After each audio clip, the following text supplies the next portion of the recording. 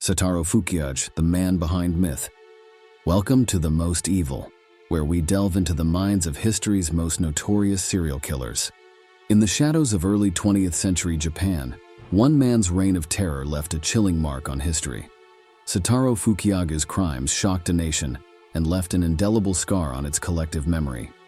Today, we delve into the disturbing story of Satarō Fukiage, a serial killer whose name still invokes fear and horror.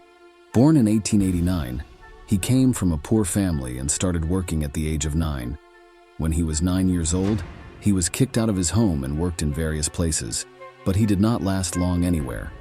He stole money from the house where he entered as a servant and was fired, and he also ran away from another factory in Nishijin.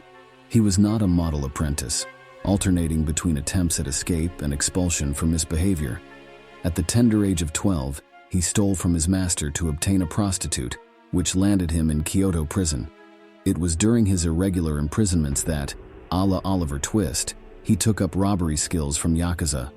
During his prison periods, he would need those particulars to support his needy mother. Along with a very compassionate upbringing, he also developed a ravenous and unusual sexual hunger that eventually developed into a devouring habit of abuse.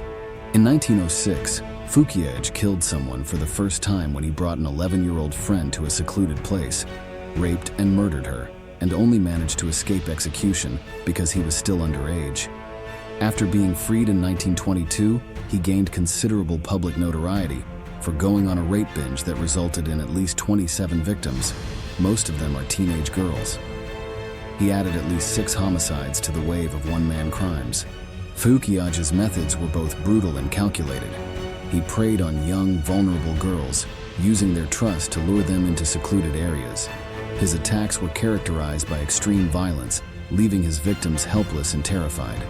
Fukiage often used deception and his knowledge of the local area to evade capture, making it difficult for authorities to track his movements and identify his pattern of crimes, as if to vent his suppressed sexual desire.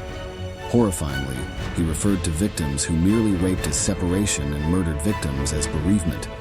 He later said that he typically killed victims who refused or objected. The investigation into Fukiage's crimes was hampered by the limited forensic technology of the time.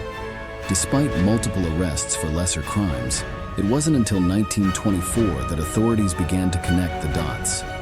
Fukiage's capture in July 1924 marked a turning point.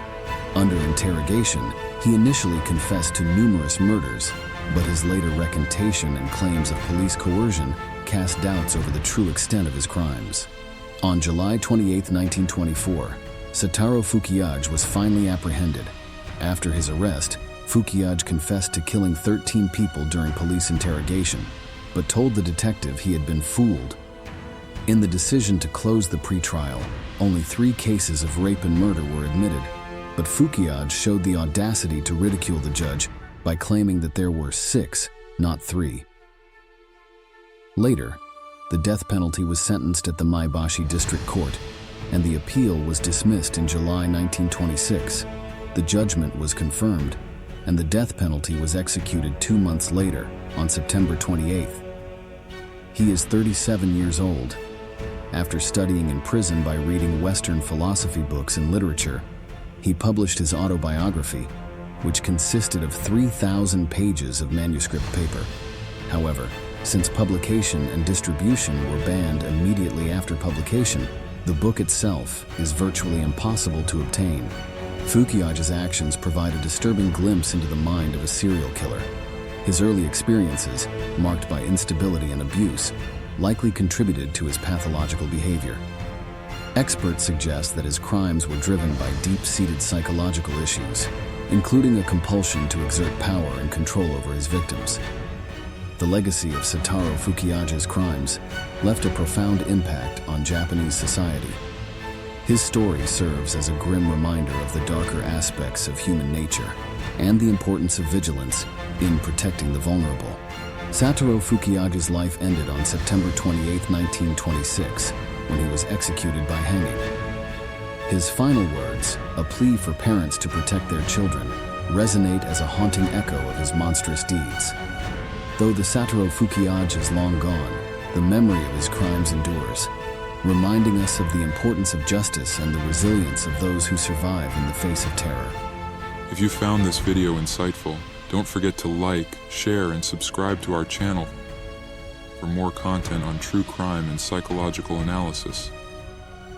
Remember to stay vigilant, and until next time, stay safe.